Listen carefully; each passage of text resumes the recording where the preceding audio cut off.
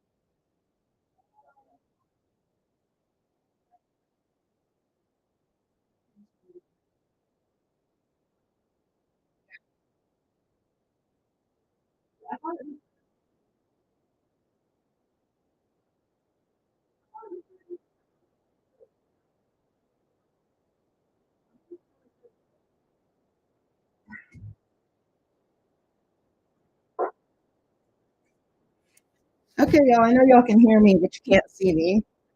Give me a few more minutes and then we'll get started. Sorry if it's creepy to just be able to hear.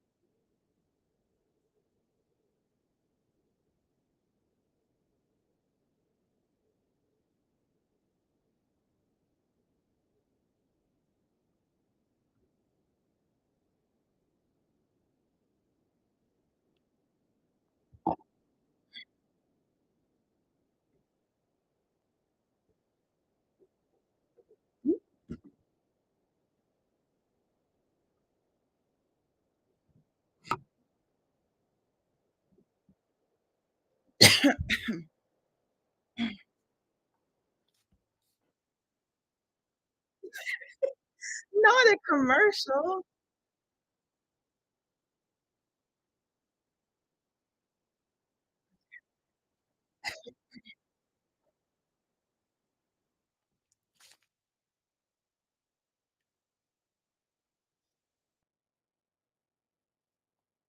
Okay, I'll give me a few more minutes.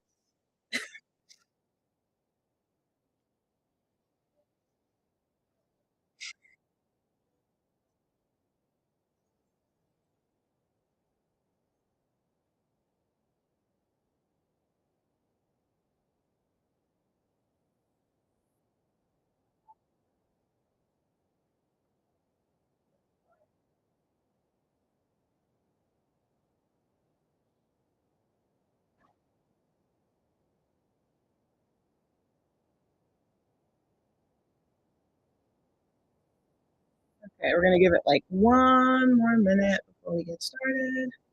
One or two.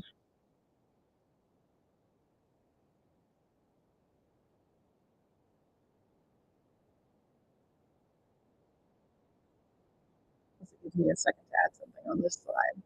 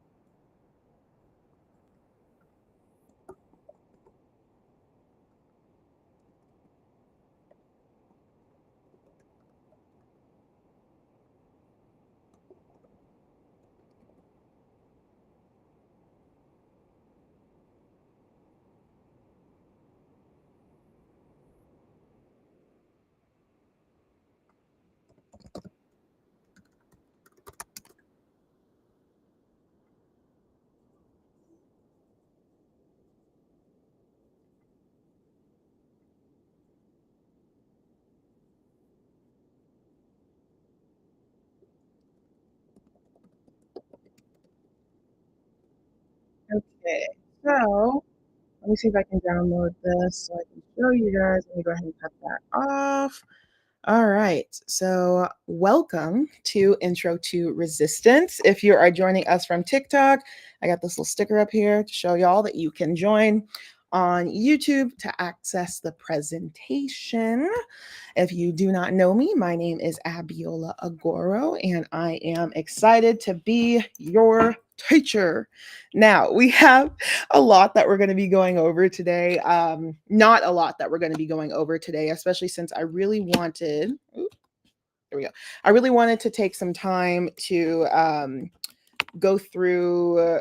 There we go. So I'm moving this around on TikTok. There we go. I really wanted to take some time to go through what will be coming up next and kind of what you all will be able to look forward to. Hi. And make sure that you all are going to feel more steady. That's the word I'm going to use as we continue to move forward within this. What do I do? Hold on. There we go. Sorry, I had to make some changes to the presentation last minute because unfortunately that's how a lot of my presentations go. But I'm downloading this so that you guys will be able, I'll be able to switch it. So we're going to take a few minutes because I really am liking doing this whole class opener thing that I've started doing. And we are going to use this. So class opener, I want you to take 5 minutes, answer it, or maybe 3 minutes, 3 minutes. And the question, it's uploading. I don't know if you guys can see it yet, but it's what's the first step you think people take in a rebellion? What's the first step you think people take in a rebellion? I want you to take like 5 minutes, 4 minutes, maybe, and just kind of think through your answer. I'm going to put the music back on for 2 minutes. A little bit low. I don't even know if you guys can hear that.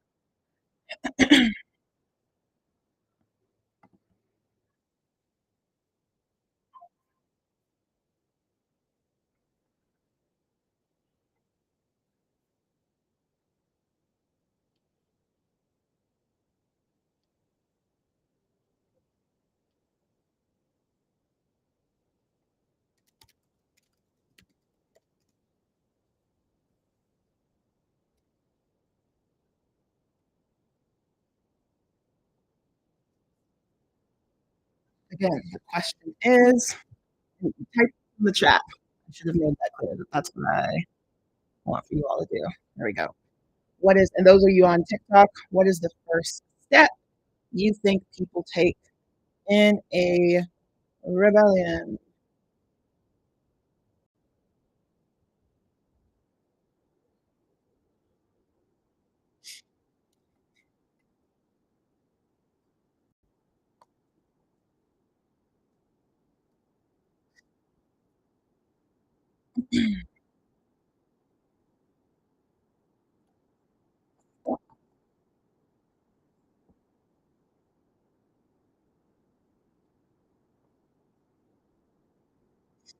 One more minute.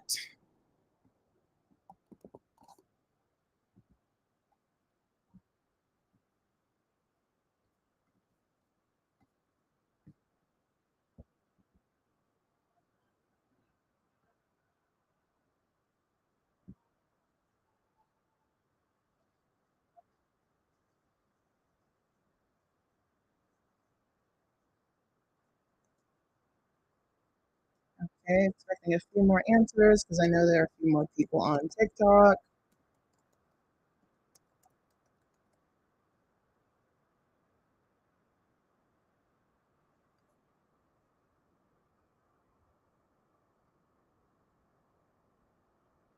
Those of you on TikTok again, the question is, what do you think the first action people take is in a revolution?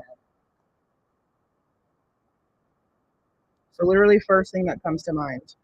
Literally do not stress yourself out about this.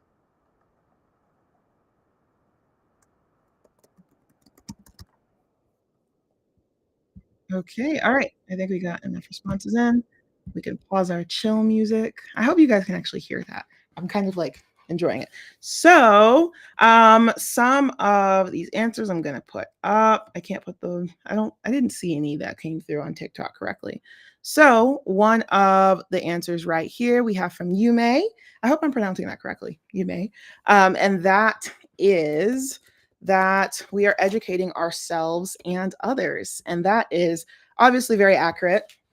I want to say that there are different ways in general to approach any of what we're doing, but there are especially different ways to approach movement work based on the method of your movement and the type of your movement. And it also can depend on why your movement is happening in the first place. But regardless, every single movement is going to need to have a partial understanding of educating yourselves and others. That is always something that has to be a part of the work. Next, I see meet and organize. This is something that many of them do. We're also going to talk about effective versus ineffective movements and a little bit on, how those are implemented based on some of the pre criteria that we have or that we should have. Then we have start questioning authority or the status quo. It's one of those things where, it's not a right or wrong answer. It may be a part of some things that we do, but it's not necessarily going to be universal. But as I said before, nothing we're going to discuss here is always going to be universal, because I think that can be a very, what's the word to say? Harmful format of approaching things. You guys got a couple other ones. So I was trying to see if there's a way I could screenshot what somebody just sent me on TikTok. That's not going to work. That's okay. There we go. So we have another one right here that talks about finding their reason to rebel. It can be what leads up to it. It can be what causes it. It really just, again, depends. But all of these answers are not wrong, right? I don't think we necessarily should ever say that these movements, why is this dog outside by herself? Okay, she's not by herself, is wrong.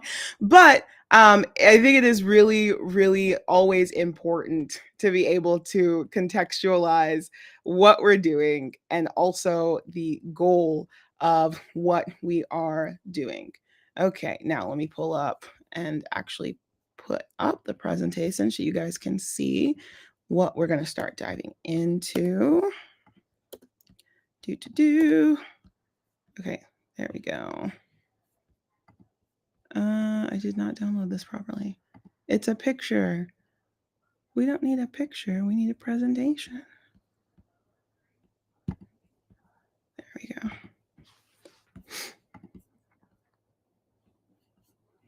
Alrighty.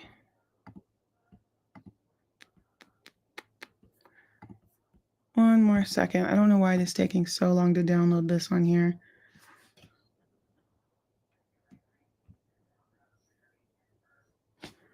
Okay.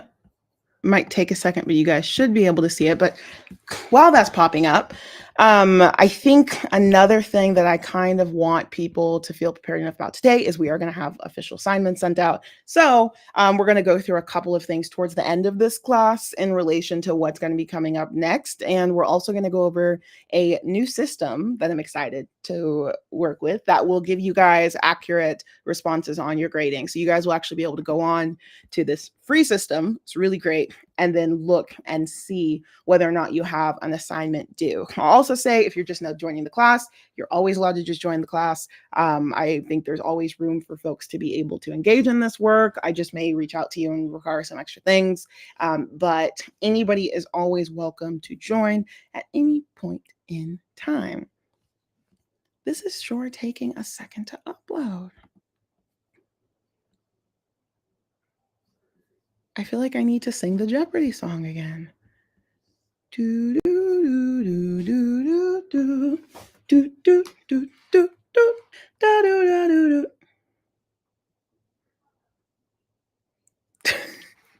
I don't know why it's taking so long.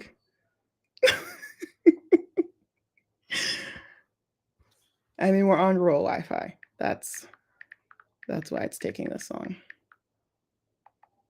Also, I just got a message on Instagram. Yes, you guys can ask questions at any time. I will answer them as they come up.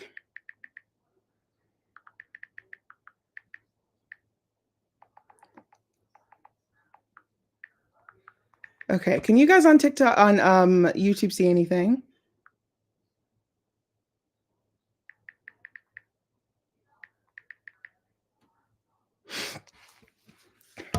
I don't think think so. Okay, well, I'm just gonna have to talk without it.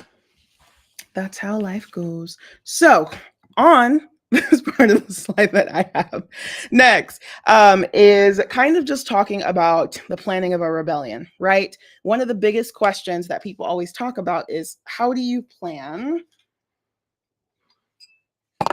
That's going to be fine. How do you plan a resistance, right? How do you plan this kind of work? What does it look like when you plan a resistance? But part of that planning has to deal with preparation, right? There is no such thing as a resistance that can or will happen without proper preparation. And so when we talk about the preparation of a resistance, we have to not only talk about what it is going to look like before, but also what it's going to look like after. I know you guys can't see it. It's loading. We'll give it a second. But we have to talk about what it looks like before and after, and also during. Much often now we see online people saying, especially the quote, burn the system down, burn the house down. You know, you hear some people saying, we don't want to burn the house down. We do want to burn the house down. But regardless of whether or not you do or don't believe that a structure should be removed, you have to figure out what needs to be done before you do that and what needs to be done while you do that. This thing is still downloading. Don't ask me why this is doing this to me today. But while you're doing something like that, right, it's so important to be able to also look at the resources that you have. Now, the next few classes, we're going to be diving into different types of resistance methods and doing full lectures on each one.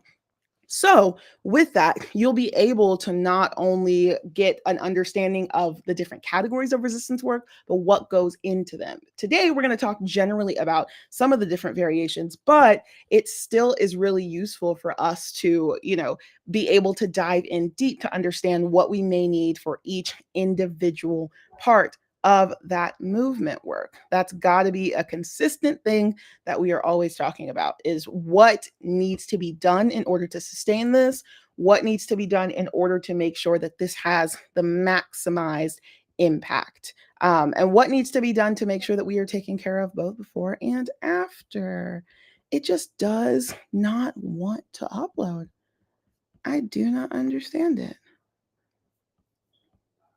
Okay, let's see. Yay! There we go. Okay, you guys should be able to see it now. Thank you so much for your patience, per usual. There we go. Awesome. So, and again, if you guys are on the platforms, feel free to join on YouTube so you can see the slides because there's no way for me to show this to you without it being really weird on here. So that's what we talked about a second ago.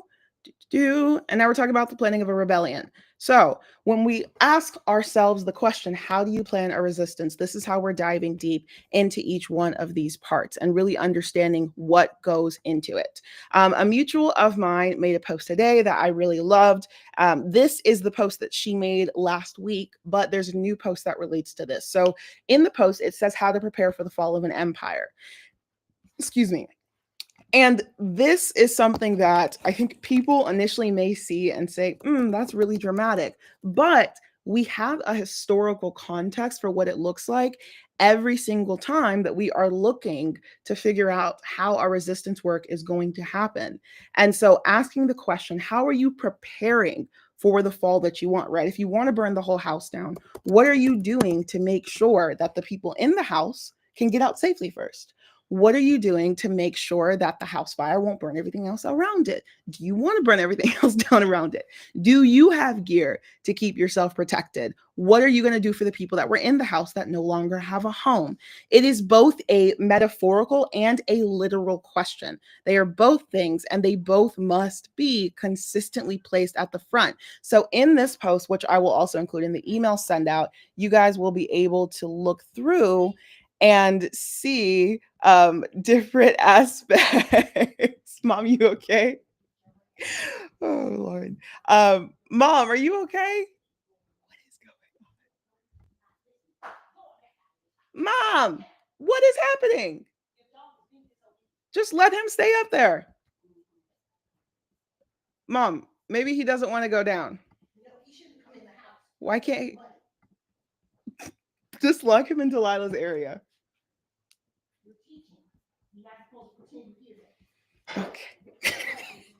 I can't not hear. Okay. Anyways, so in the post, she says every empire in history has fallen.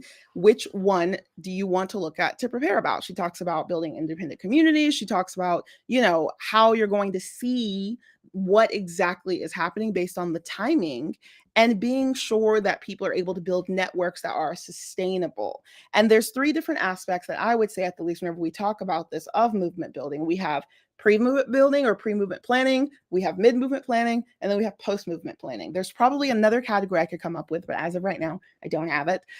So it'll be one of those things that we are continuing to move forward. In part of it, she talks about the fall of Rome, the Great Depression, indigenous resistance, and different aspects that can be used for blueprints for the work that we do. Now, there are consistently some widely referenced movements that we'll talk about. We're only going to talk about a couple of them, and I'll be asking you guys for examples to give that you can think of from what you can recognize. But something that I really want to emphasize again, and I'm going to keep saying this, is that resistance preparation requires pre and post impact frameworks. That's why I say, if you want to burn a house down, you have to make sure nobody's in it, or at least nobody's in it that shouldn't be in it. You have to make sure that it's not going to spread.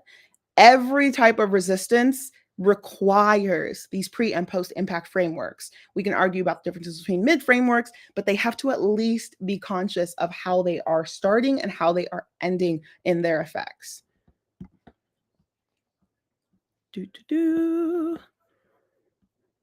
Okay, so one of the most widely referenced movements in the last couple of years, at least that I have seen consistently, is the Montgomery bus boycott. And part of the reason why this is referenced is because it is one of the single most effective boycotts in the last 70 years, 100 years, whatever you want to say, that led to national waves and that led to being used for other movements across the world. We have had a lot of movements that have been built out of Black resistance in the United States that have been very impactful, out of the Caribbean, out of all these different aspects. But this one is probably one of the most famous because not only of the time period that it's in, but the people that helped build this. Some of them are still alive to this day. And this helped really widely change the frameworks for the United States in terms of legally how we do and don't interact with segregation, how segregation is or isn't allowed to be a part of something, but also the financial devastation of segregation.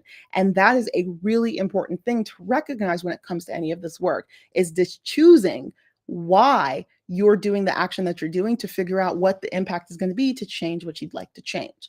The Montgomery bus boycott lasted about, I think, 380 days. And it took a really important framework that happened prior. I don't think the video I had is going to load, so I don't want to waste time trying to put it up here, but I'll send it out afterwards.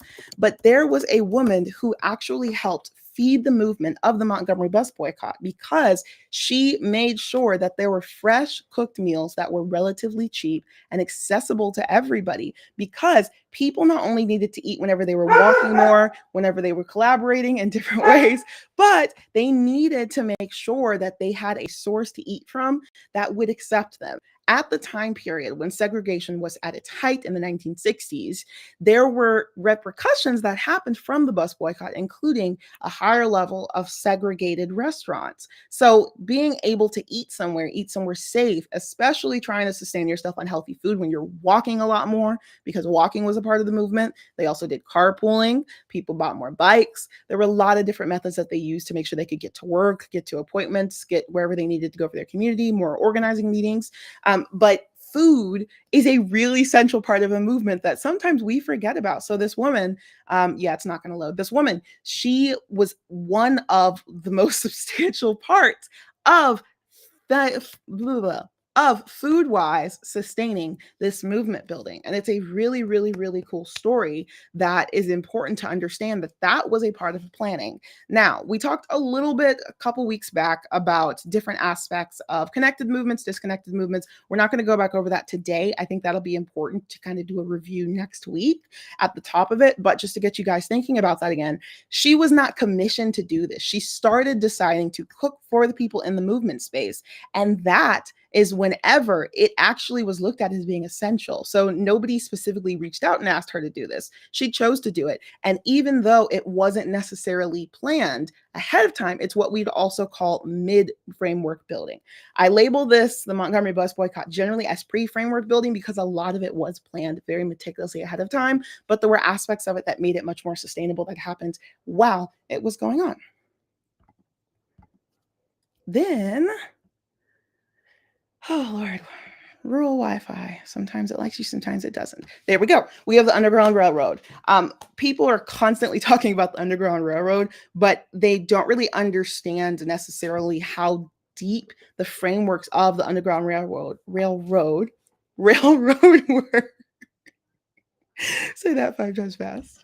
And so I call this generally just action framework building because the Underground Railroad is an example of having every aspect of planning. You had pre-planning, mid-planning, you had shifting of plans, you had post-planning to make sure of, how are we going to deal with people afterwards, making sure that they still have safe routes, what is this going to look like whenever abolition happens? And it was so massive that it spanned numerous states. And it has actually been looked at as a really essential building framework for different types of movements. I had another video. I apologize, you all. I'm going to see if I can read you the description of this video because I think playing it on the audio is just, I don't think it's going to load, to be quite honest.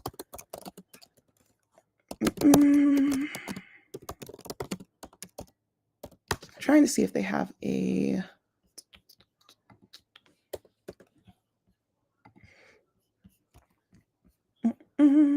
Okay. Butterball, be quiet.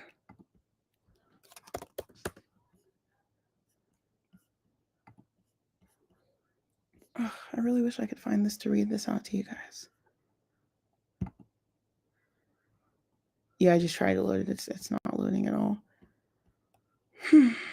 Well, what I do remember and know off the top of my head, generally speaking, is when we talk about this, it talks about how not only they had to make sure that there were routes that were going to be accessible, right? So you're going to want to have routes that are going to be, easiest at the very least to go along, that are going to hide from the people that you might be running from. So in addition to making sure that a lot of the routes were taken at night, you're going to want to make sure that there are places that you can go that are going to be covered, right? So we're going to have a lot of images that we see from the Underground Railroad of Harriet Tubman in the woods. You're going to have areas that are water. That's where the phrase "wade in the water" comes from, which is also on this video, unfortunately, of actually being able to go through the water because you weren't going to be as easily scent tracked by some of the dogs that enslavers used to track runaway slaves. You have different methods that people would use of having conductors of the Underground Railroad. You had pilots, you had stations. Those are those locations where, after a certain amount of time, you're going to get from here to there. And once you're there, you know that you're safe and that you'll be able to rest for a little while and communicate with your next station. So this was a extremely well-built, well-articulated network that has been studied so much because it was massive. And they did this at this time period without social media like we have, without traditional telephones. But they used a lot of letters and newspapers to be able to do this, as well as generally just word of mouth and making sure that people were able to repeat the information as effectively as possible. And last but not least, in terms of this example, is Black militias. Black militias or community self-defense programs are major whenever we talk about different aspects of planning a revolution. This is what I would call mid and post framework building. A lot of the times the militias aren't necessarily the goal of getting free from the ones I'll be referencing, but they are going to be so that while you are engaging for freedom, while you are looking for freedom and fighting this, Bonnie, hello, it'll be really useful to understand that self-defense and armed resistance is going to keep your people safe, especially dealing with the fallout. Fallouts of revolutions are very, very, very serious, right? Anytime you have this massive system collapsing, you're going to have the repercussions of that system collapsing. It doesn't matter necessarily who was or wasn't involved because everybody will be affected by it. But Black militias and community self-defense programs have been a really important staple of communities, including non-Black communities as well, in making sure that they were able to really carefully monitor who was going to retaliate against their communities.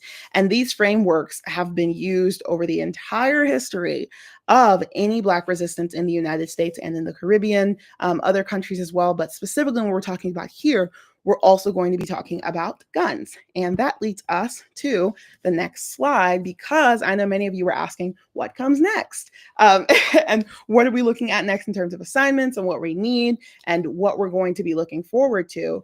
And that is why the book Negroes with Guns is going to be on our assigned reading list for next week. I know many of y'all were asking, different time periods of, when do I need to be reading this? When is this going to be due? That kind of set of questions. Well, this is me actually telling you, hey, this is what we're reading next. Now, I see we have a question. Oh, congratulations to Omi. Blue Opulence, your question only sent partially, so you might want to resend it. Okay, right here. I see a question. As a non-American, did they actually build the road to safe houses etc as needed, or were they already built but not used? It's not a naive question. It's a good question. So when we talk about, I'll go back, different aspects of these kind of movements like the Underground Railroad, it wasn't a real railroad, right?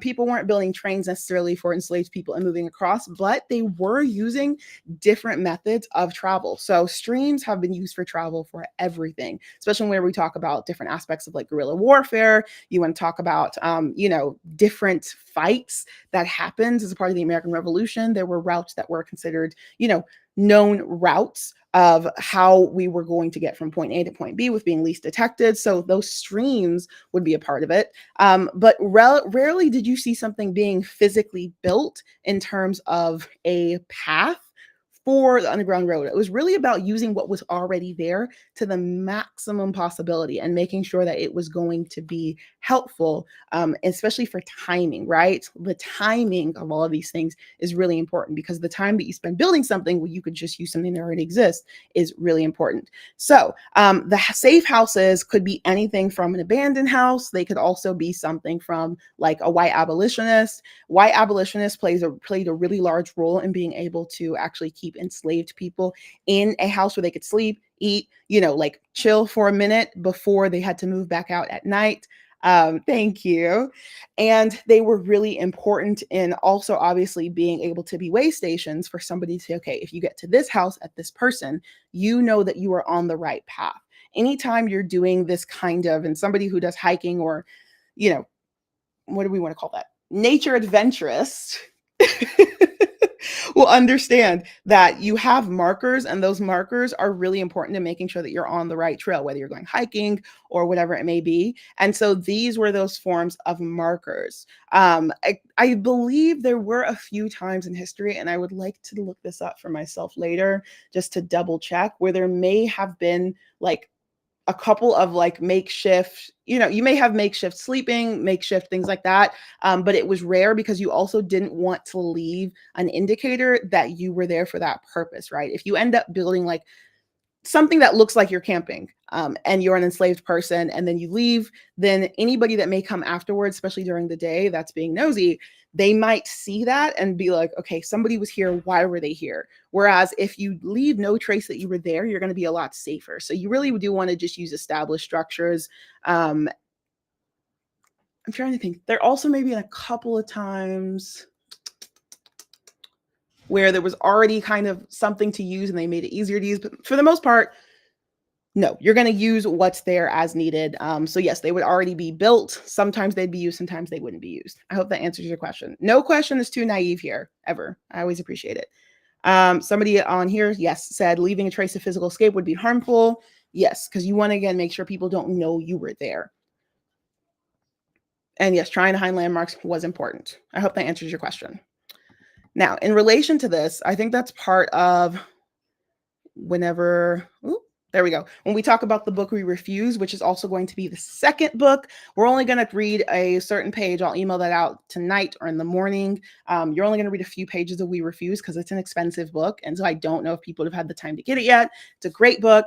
Just for people that are on TikTok, it is called We Refuse, Forceful History of Black Resistance by Kelly Carter Jackson. And that is going to have a couple of sections that will also probably talk about different aspects of kind of using established methods of resistance versus building your own. And that will be also a part of the armed resistance lesson that we will be having.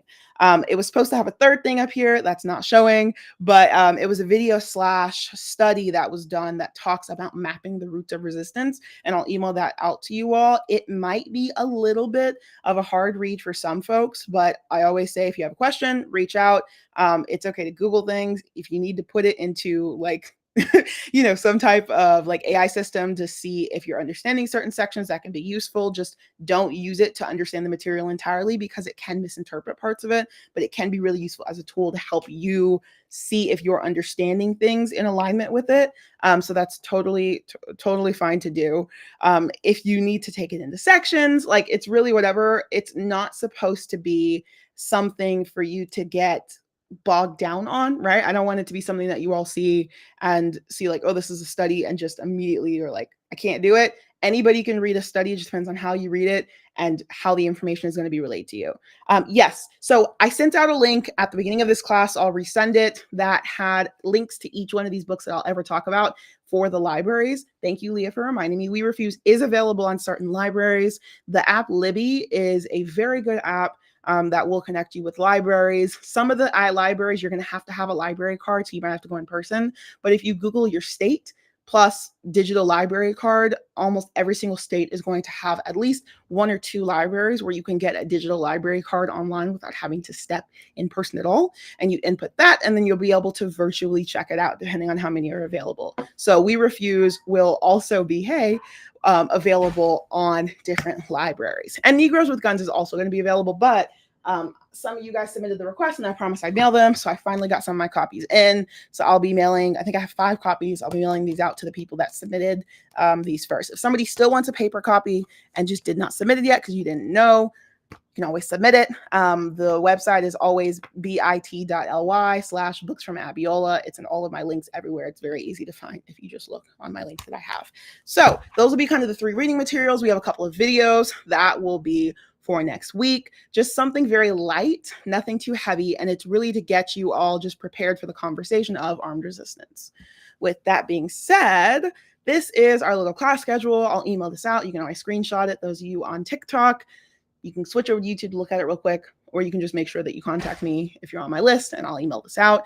But I have laid out the next few classes so that you guys can actually start to prepare a little bit better. So I can start to prepare a little bit better and you guys will know what is coming up. So on April 1st, we will be talking about methods of resistance. This is going to be a deep dive into a general approach of how different facets work in terms of approaching resistance, right? Now, when I say a deep dive of a general approach, it is going to be us really looking at how many different types of resistance exist. It's going to be us sitting down and really looking at all of the different ways that resistance movements can happen, but we're not going to go in depth to each one because we're going to have individual classes for each one. On April 3rd, which is that Thursday, we're going to have a makeup class. I know generally speaking, there are people in all different time zones, which is so freaking cool. I love the fact that there are those of y'all in different time zones in the US, different countries that want to engage in this. So I have to send out a miniature survey to see what time is going to be best for those of you all who need that type of review class, makeup class. Even if somebody just generally had to miss a couple of classes or maybe doesn't enjoy rewatching videos, which is totally understandable, they'll be able to join. So I'll have that time solidified in the next couple of days so that you all will know. Then on April 8th, we will be diving into armed resistance. So it's actually not next class that you'll need this book. It's for the class after. So there's plenty of time to make sure that you can get the copy if you want a copy. And that'll give it plenty of time to make sure that people will get these mailed copies. Then on April 15th, we have one of my favorite types of resistance that I have been working on trying to build a framework for people to understand and apply. And it is meme resistance. Believe it or not, memes are a form of resistance and they can be very effective at movement building. So I hope people will enjoy that. I'll make an actual flyer for that individually so that way more people will be able to look forward to that specifically, as well as the armed resistance courses for people who maybe didn't want to take the full course but just wanted to be a part of a couple of those classes. So that is what's going to be coming up for the next couple weeks. I'll have the second part of this available to send out to you all so you all be able to get very, very much prepared. The meme resistance class is actually separate from the propaganda class. It's actually separate because the meme resistance class, we're going to focus more on the humorous side of memes. And we're going to talk about the ego side of the effects of memes. Whereas the propaganda class, we're going to be talking about political visual works. So those will actually be separate. And I'm very excited that you thought about the propaganda aspect because it's very, very, very important. Very important. So that's kind of what's coming up. Actually don't remember what I have next. Oh, right here. So here's my book slide because people sometimes forget. You can request a book at bit.ly, books from Abiola. You can donate to buy a book if you'd like to contribute to the cost of mailing, etc. at my username on all payment apps. You can always request a book from the course. You can request a random book. I get some people that say, just find me something. And I'm actually going through those requests this week now that I finally stopped traveling for I've been traveling for a month and a half, so now I can actually chill and go through some of those and get those sent out. But this is always available. And all the books are always new. I believe in the power of getting your own brand new copy of a book, regardless of how other people feel, because I think it's really, really important to be able to get your own thoughts into a work without necessarily looking through other people's thoughts first. So that is that for everything. Last but not least, on my little slideshow, we have Intro to Resistance. I almost said Intro to Resistance office hours, which are Tuesdays at 12 p.m. I'm adding a secondary time in the following week, so you guys can look out for that. Also, if you're ever not in any of my lives, you can always ask questions. I'm always open to questions about everything during any time period because I have ADHD. Many of you are neurodivergent, or if not, you're just people that have really fascinating minds. So we like flexibility and the room to be able to meet the demands for those of you all who need the time or just want to come hang out for the time period. Now, that is it for the formal presentation of today. Questions, thoughts, concerns? What are you all looking forward to? Is there anything else kind of ahead of the next class that you'll need before I talk about this little online system?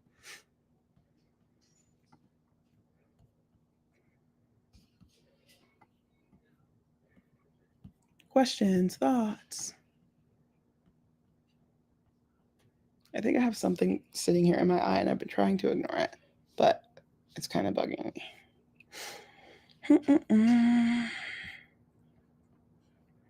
Questions, thoughts, concerns?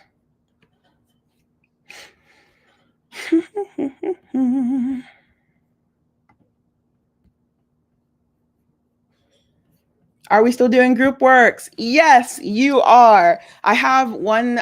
So I'm trying to finalize 2 days at the end of April for you all to do the group work. And I think finally, now that I have this online little system, I hope we don't ever have to switch it, but life happens and sometimes we have to adjust. But now that I have this little online system, it'll make it easier for you all to see what's due when.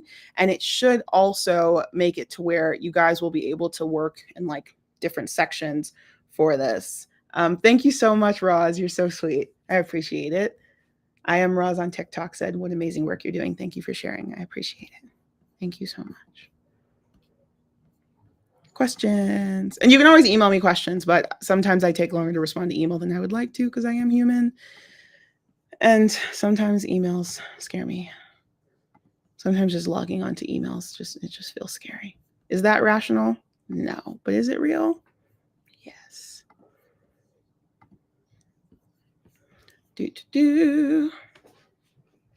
Any more questions?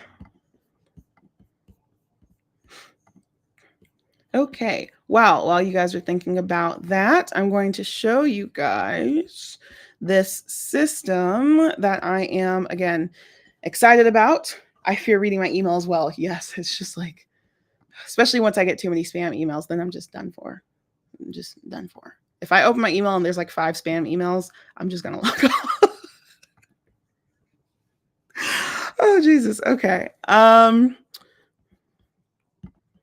Okay, I'm trying to pull this up so that you all can join this class. Excuse me. Okay.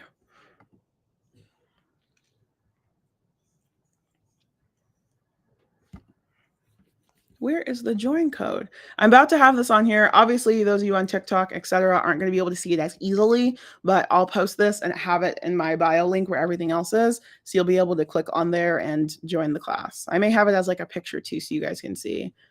Why is this not giving me the option to do? I did this like 5 times today.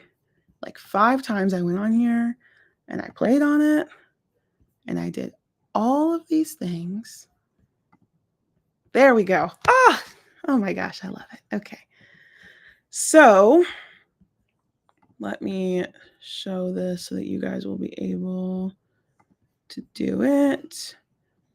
And this link is like really long, so I'll see if I can make another link really quickly for you all to be able to use actually. Oh, it only wants to show Chrome. I don't need you to show my Chrome tabs. There we go. So, no problem. Thank you, Crumpled. So, we are going to be using a software called Formative. It is relatively free for me. It's like $10 a month, which is the best I've been able to find for all of this. This right here is the class join link. Copy and paste this into YouTube. And I can actually make a bit.ly link really quickly, actually, while I'm thinking about it, for to be able to use something shorter on it. But what you see right here is the class join link and the student join code. So what you're going to do is you're going to use that class join link. When you click on it, I can show you guys an example. I mean, I'm already logged in, so it may not show it correctly. So it says join class, Abiola Gora, Introduction Resistance. Of course, a teacher account, so I can't join as a student, but right there, oops, now I'm on my own tabs for my own assignments. There we go. You see right there how it works. And so it's really easy. It takes like 2 minutes.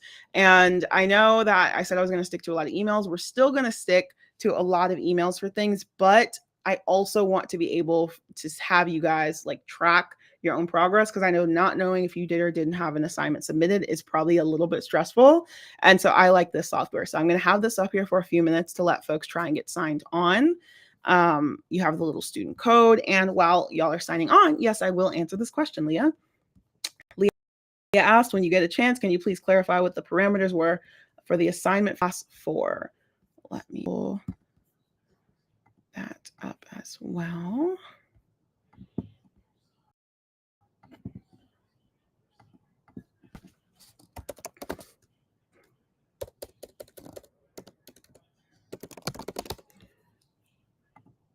Okay.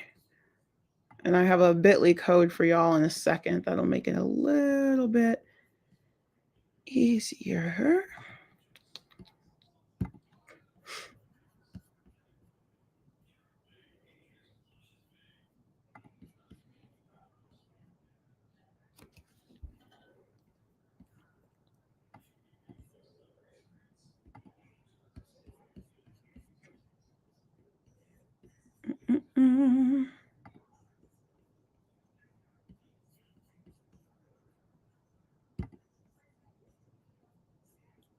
And sorry to those of you on TikTok again. You can hop over to YouTube if you want, because I put it in the chat. And I don't see any questions yet while I'm doing this, so let me know if anybody's having any confusion. But you just click on that link, you go to join, and then you type in that code, and it'll give you an area to type in the code. And this is just, again, to track everything so you all can see everything, et cetera, et cetera. Okay.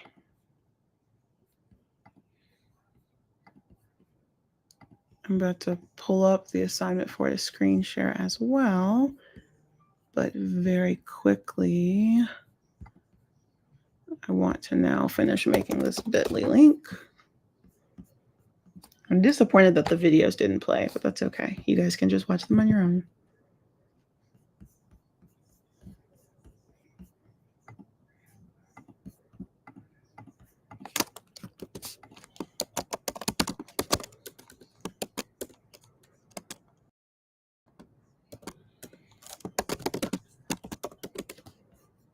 Thank you. I appreciate it. New glasses. And they actually feel easier to see out of, which is nice. My mom says that people like them because they look like selfie lights. So they see themselves.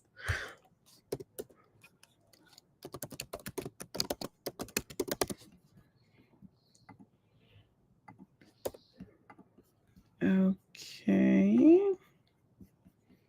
Okay, I just made a bit.ly link that hopefully will also help to make people's lives easier. I will send this on the TikTok chat if I can remember how to send message. There we go. And if you guys have problems later, just let me know. This is just grading software. It's nothing else fancy. It's just so you guys can track your own progress, and it'll help us do group things. Okay, I just sent it in there. So it's bit.ly/resistance roster. So you'll be able to go on that. And then the only thing is you'll need the student code, but just log on to that first and then come back and then let me know if y'all are on there for the code. Now, I will also be emailing this per usual alongside everything else. So no stress for anything. Yay, I'm glad you guys like it. Yay. Yeah, I figured it'll just be easier so you guys can see assignments. It allows for me to do this little group thingy, so you'll be able to do groups a lot easier. You joined, but it didn't ask for a code. Well, works for me. Okay, so now let me pull up assignment 3. What did I do with it? Oh, here it is. Okay. Assignment 4, not 3. Okay, I'm gonna pull this right here. Okay, there we go. So don't look at my email count. You don't need to know how many emails I haven't read. So some of the assignments were just repetitive of like what we did or didn't finish. So on here, oh, there was nothing for class 4. Hold on. There was no assignment for class 4. So I think there's only like 3 official assignments, maybe 2.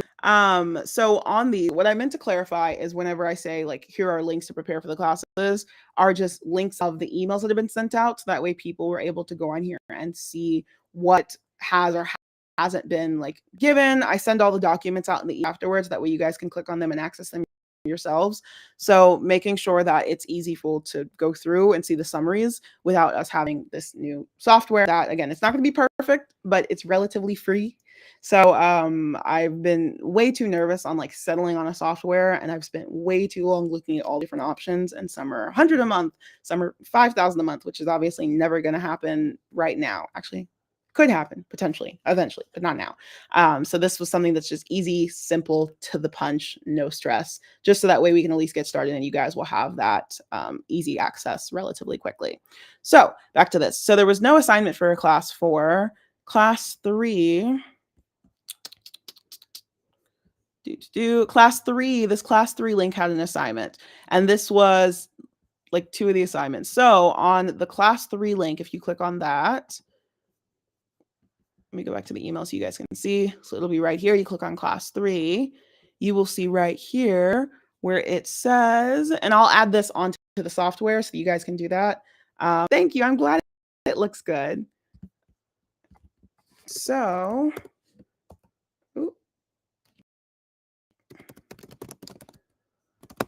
I just sent you the bit.ly link. So when you look at this, it says, basically, I wanted to have different types of visual assignments for people to work on. And so you get to pick 2 sections of these groupings to use for your assignment. So we can I count 1, 2, 3, 4, 5, 6 groups. You had to pick 2 groups. Um, oh, thank you, enemies. So there were only 2 official assignments. So this one, you pick 2 groups, you send me a summary on it, and I'll add this on the link so that for people who haven't done it, it'll be easier to get to instead of having to go through and email it, and that way it'll be, a little bit faster. But you pick 2 groups. Now, I was supposed to, and I think maybe it didn't send out in the other email, add on people doing whichever one they didn't do for their assignment, but it looks like I didn't do that. So apologies. So there have only been 2 official assignments then. There should have been 3, but one of them was not on the end of this last email that I sent to you all. There's a section that is missing.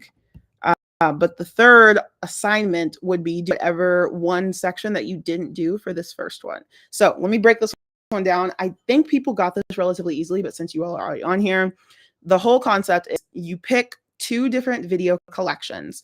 So you can pick group A and B, group B and group C, group A and group D, whatever. You're going to watch all the videos in there. And then in 50 words or less, because I don't want to take too much after you've already visually engaged in something, to summarize the videos. You do a summary of each video. Some people did totally fine. But you can say group B talked about blah, blah, blah, blah, blah.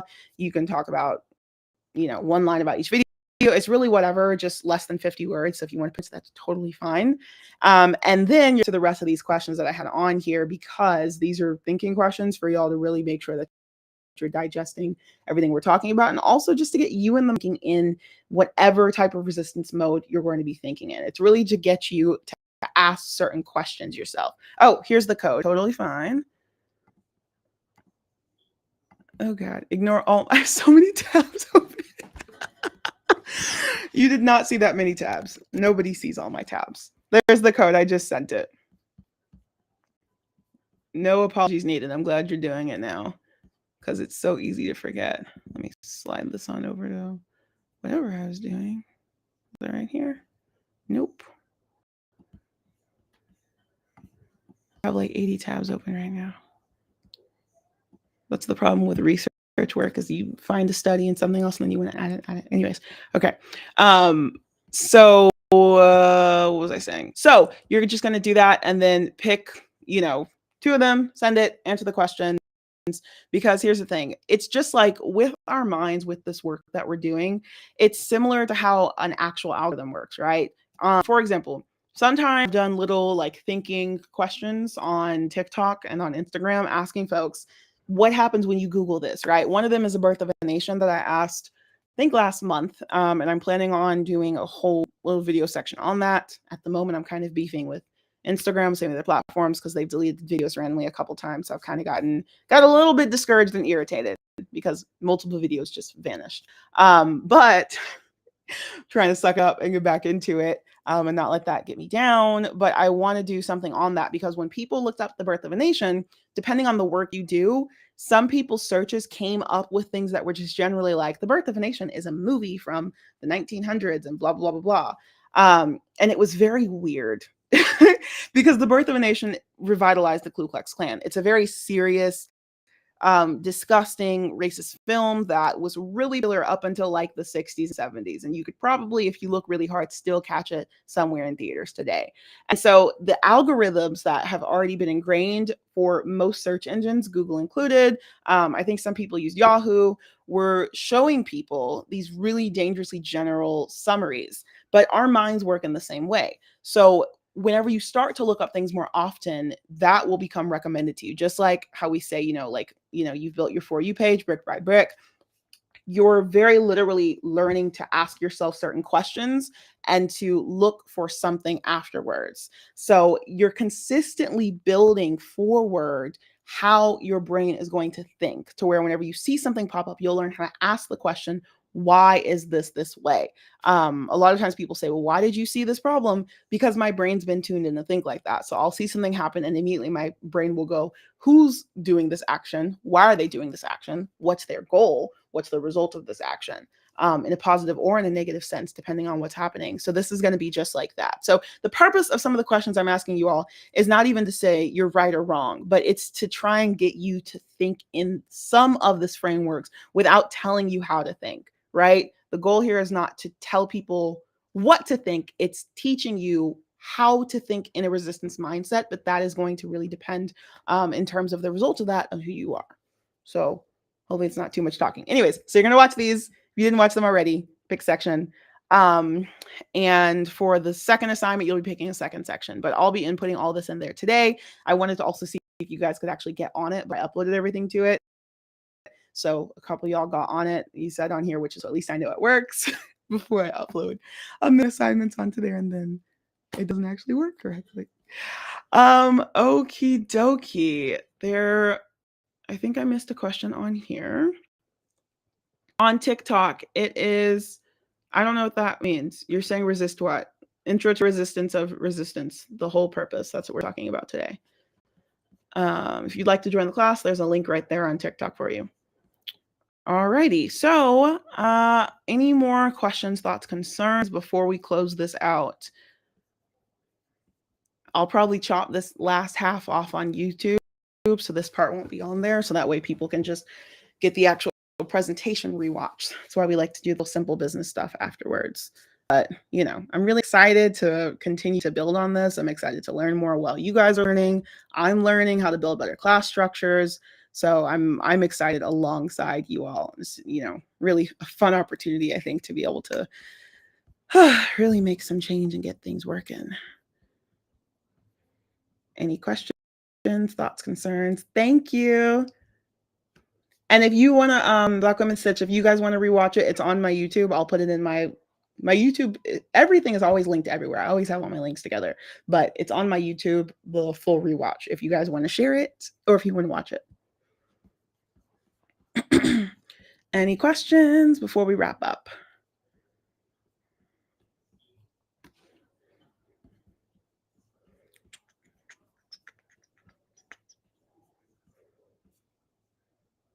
All right. Well, if there are no more questions, you guys can always send me a message. You can always email me. I'm probably faster on DMs. I'm not going to lie than anything else, but anything works. And of course, I'll have all of this on here tomorrow evening, probably because I have another assignment for grad school that I have to finish tonight. But I'll have all this on there, so you guys will have the opportunity to look through, see what you have and haven't done. I'll have it marked if you have done it, so that way, you know, it'll be much easier for you all. But I want to thank y'all for being excellent. I hope you have enjoyed our 6th class for Intro to Resistance, and I will see you all next week.